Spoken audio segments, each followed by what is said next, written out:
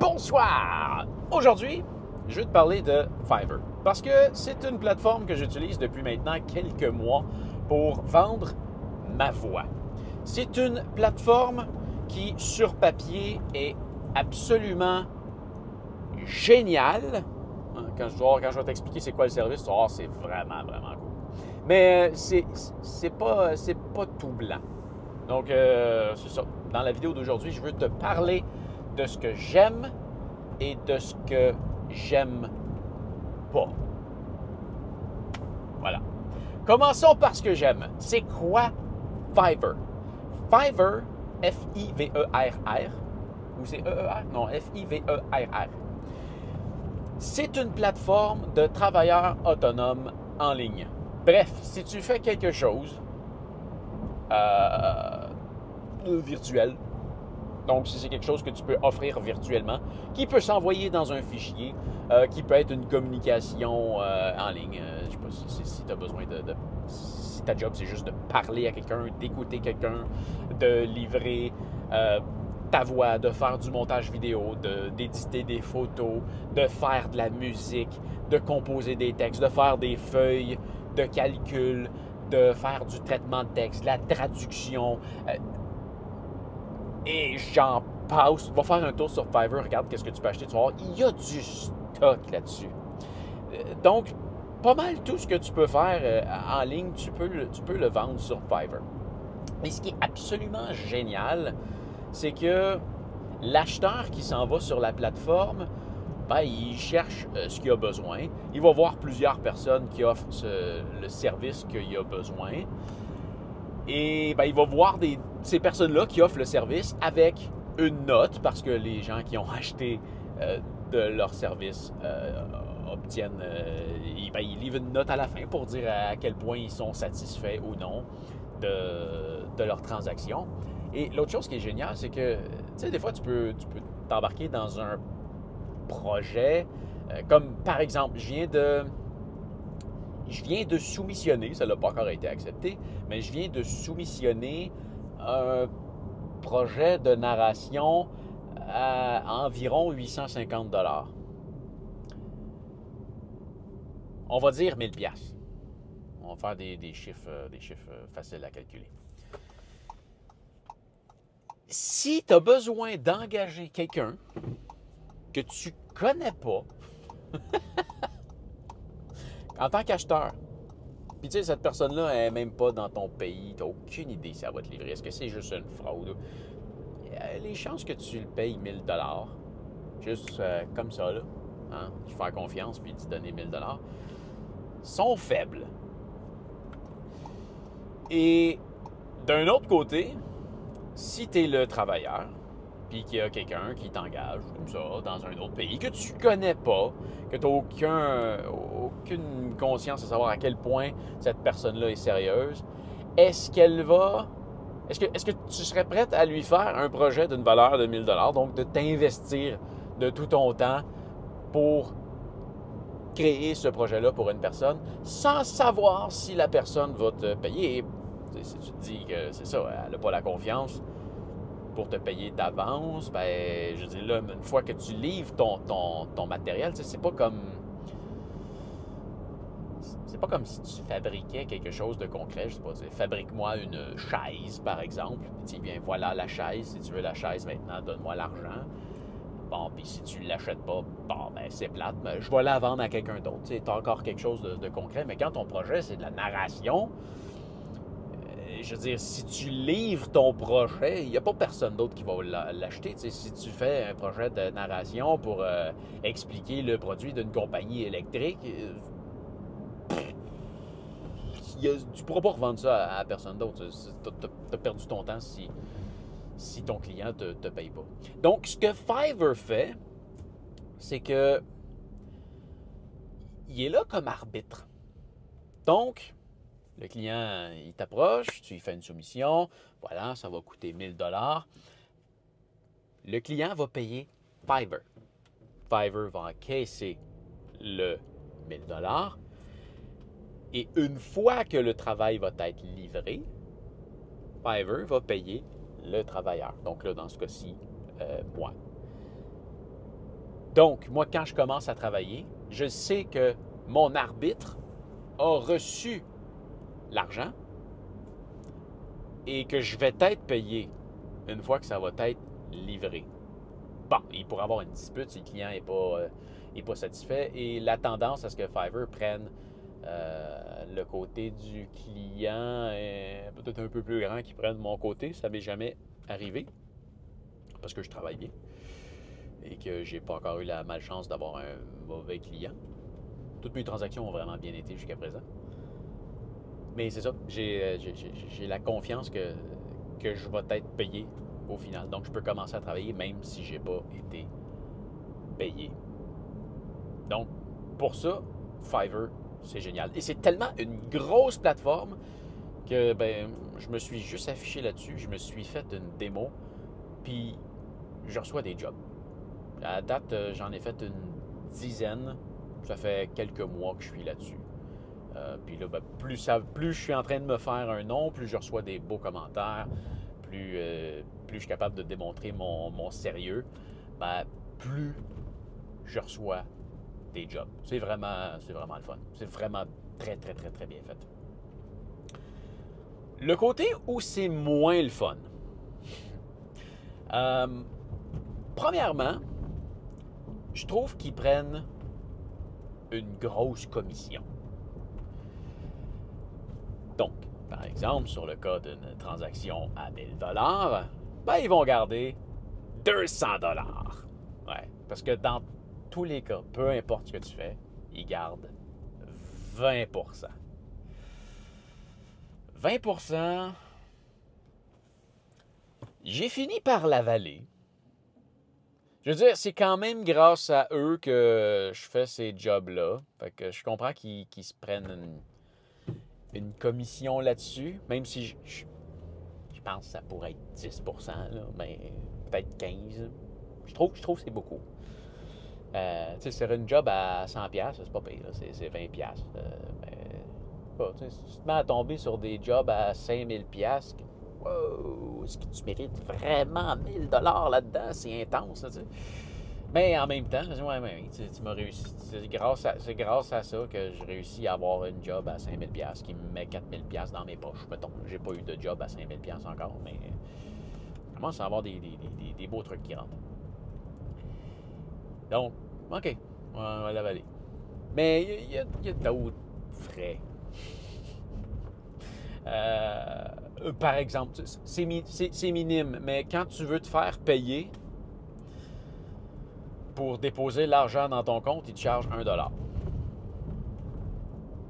Est-ce que c'était réellement nécessaire pour couvrir les frais que ça leur coûte de te payer? Mais tu as déjà gardé 20% de ma transaction. As-tu vraiment besoin de reprendre 1$? Mais bon, 1$, c'est minime. C'est juste pour te démontrer à quel point ils sont intenses sur les frais. Je l'ai vécu comme acheteur. Parce que comme vendeur, je pense que c'est comme plus ou moins visible. Ah non, c'est visible. Ben non, c'est pas tout à fait visible. Ouais, OK. À la fin d'une transaction, Fiverr encourage le client à donner un pourboire. Et ils le disent pas, mais ils gardent 20% sur le pourboire. Ah, OK. Bon, est-ce que... Ben, tu sais, c'est comme... c'est comme si quand... Ça va encore plus loin. C'est comme si quand tu vas au restaurant, si tu veux laisser un pourboire à ta serveuse, il faut que le propriétaire du magasin garde 20%. C'est un peu... c'est ça. C'est un peu bizarre. Mais en même temps, je peux comprendre pourquoi ils font ça, parce que, ben, tu sais, je pourrais faire une job à 1000$, puis dire, je te charge juste 100$, puis tu me laisseras 900$ de pourboire. Donc là, Fiverr ne ferait pas sa commission. Je comprends pour ce côté-là. Mais ça va plus loin que ça. Parce que dans le fond, moi, tu vois, ce qui est arrivé, c'est que quand j'ai voulu le faire pour un... J'ai été sur Fiverr en tant que client. J'ai voulu acheter pour un projet. de narration en allemand. Puis, j'avais peut-être mal expliqué ce que je voulais. Je voulais que le narrateur traduise mon texte de l'anglais vers l'allemand et qu'il le synchronise avec une vidéo déjà existante. Puis bon, peut-être que la transaction s'est faite un peu trop vite. Il me dit, d'habitude, je charge pour ça, mais tu me laisseras un pourboire à la fin, ça va être correct. Ah, OK, c'est bon. Fait que allons-y pour ça. La transaction, elle a été comme ça va d'habitude, puis j'ai laissé un pourboire à la fin. Mais quand je suis venu pour laisser un pourboire, j'ai jamais su qu'il prenait 20%. Et je m'attendais à donner l'argent directement à la personne, mais je pensais pas qu'elle allait se prendre une commission là-dessus. Mais ils m'ont chargé un frais pour que je puisse laisser le pourboire. Un frais de genre 5 $. Je trouve ça intense. Je dis, pourquoi est-ce que tu dois charger... Excuse-moi, c'est un petit peu serré dans mon stationnement. Pourquoi est-ce que tu dois charger un frais? Parce que c'est comme un frais de gestion ou un frais d'opération, quelque chose, parce que ça leur coûte quelque chose de gérer cette transaction-là. Ben là, ils se permettent de prendre Ils se permettent de charger un frais pour donner un pourboire. Mais je ne savais pas qu'ils prenaient 20% en plus. Ils me chargent 5 $ pour donner un pourboire, puis ils gardent 20%. C'est intense. Puis là, ce qui m'est arrivé dernièrement, c'est que j'ai un client que... Ben, tu vois, c'est quasiment la même chose qui est arrivée. Il m'a envoyé un texte à enregistrer. J'y ai envoyé une soumission. Puis quand tu envoies la soumission, dès qu'elle est acceptée, c'est parti.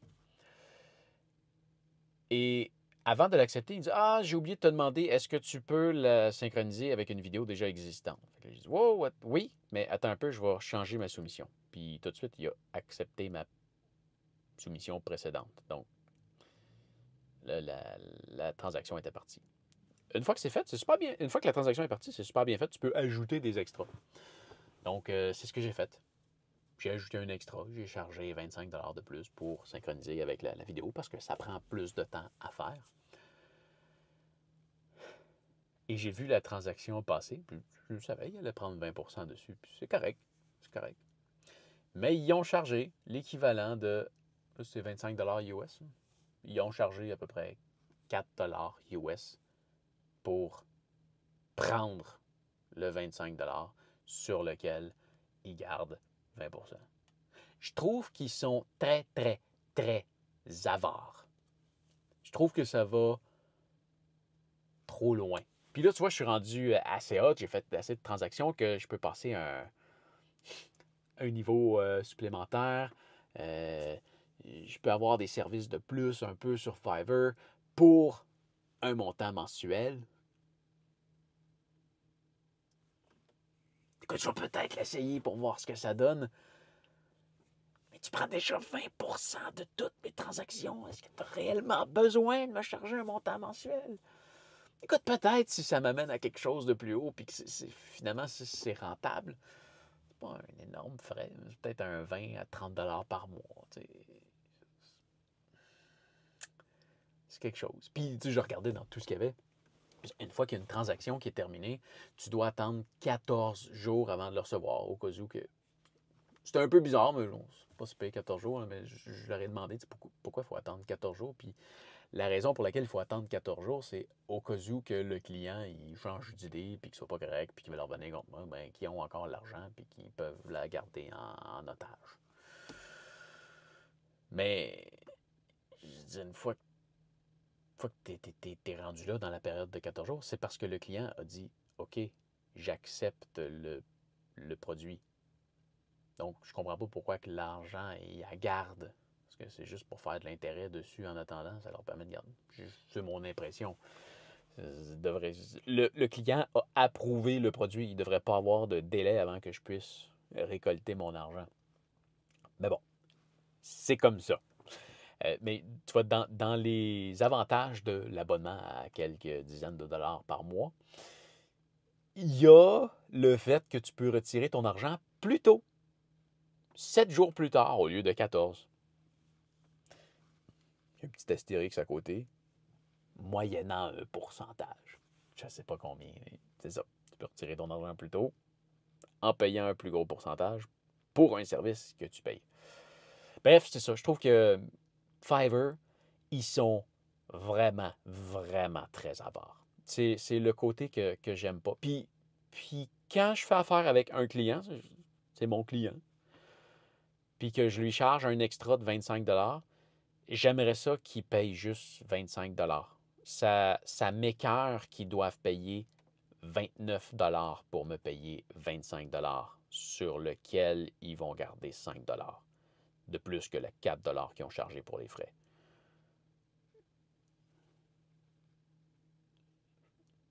C'est ça.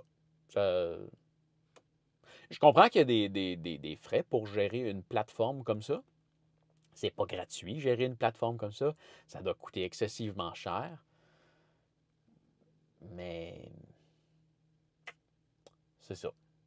Puis il y a des affaires qui sont un petit peu mal faites aussi. Par exemple, tu es obligé de rester sur la plateforme pour tout. Puis il y a quand même une logique, là, ça protège les deux parties si toutes les conversations se font à même la plateforme. Parce que si l'arbitre a à venir juger de quelque chose, tout ce que tu écris est enregistré. Tu peux faire des conversations par téléphone ou visuelles au travers de la plateforme, puis toutes ces conversations-là sont enregistrées. Donc, si tu as besoin d'un arbitre, ben oui, c'est bien qu'il y ait accès à tout ça. Donc, c'est pour la sécurité des deux que ça doit se faire ainsi. Mais c'est surtout pour pas que tu prennes des clients chez Fiverr puis que tu les amènes ailleurs puis que tu fasses des transactions hors Fiverr où est-ce que là, ils ne feraient pas leur 20%. Puis je comprends que c'est pas correct. Mais tu vois, l'autre jour, je parlais avec un client puis on voulait se parler. On s'enlignait vers un gros projet. Le genre de projet que tu veux parler à la personne avant de signer un contrat, de faire une soumission, puis qu'elle soit acceptée. Mais Fiverr permet seulement d'avoir des conversations audiovisuelles une fois qu'une transaction est engagée. C'est ça, il y a du travail à faire du côté de Fiverr. C'est une superbe plateforme qui donne des super belles opportunités, mais sont beaucoup trop avares. C'est pas mal ça leur gros défaut. Sinon, c'est vraiment génial. C'est vraiment une plateforme que j'aime beaucoup, qui m'a donné des belles opportunités à date, puis que je pense qu'il va m'en donner beaucoup d'autres. Voilà. Donc, c'est ce que je pensais de Fiverr. Là, il commence à être tard. Ça fait 5 vidéos que je tourne en conduisant. C'est assez pour ce soir. Je pense pour enregistrer des vidéos encore ce soir, mais c'est ça. On va se revoir bientôt. Hey! Fais attention à toi et on se revoit bientôt. Salut!